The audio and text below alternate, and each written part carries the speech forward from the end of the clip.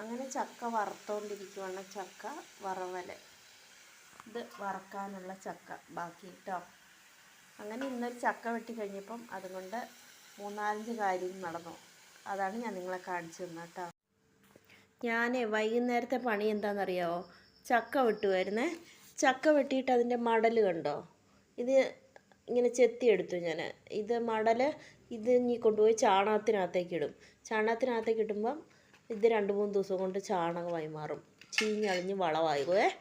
പിന്നെ രണ്ടാമത് ഇത് കണ്ടോ, ഞാൻ ആ ചക്കയില ഇതെല്ലാം ഇങ്ങനെ ചെത്തി, ഇത്രയും ഉണ്ടായിരുന്നു, ഇതെല്ലാം കൂടെ ചെത്തിയെടുത്തു പശുവിനും ആടിനും കൊടുക്കാനായിട്ട്. കണ്ടോ,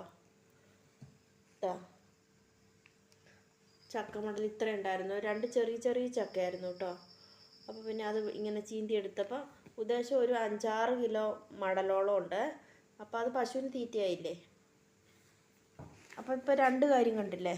ഇനി ഇത് ചക്കക്കുരു, നല്ല മുഴുത്ത ചക്കക്കുരുവാണ് കേട്ടോ. ഇത് 2 പ്രാവശ്യം നമുക്ക് നമ്മുടെ വീട്ടിൽ ചക്കക്കുരു മാങ്ങ വെക്കാനുള്ളതുണ്ട്. കാരണം നല്ല കുരുവാണ്. ഇതുണ്ടോ, നല്ല മൂത്ത് നല്ല നൂറുള്ള കുരുവാണ്. അത് കാരണം ഇത് തോരൻ വയ്ക്കാനൊന്നും എടുക്കാൻ കൊള്ളൂല.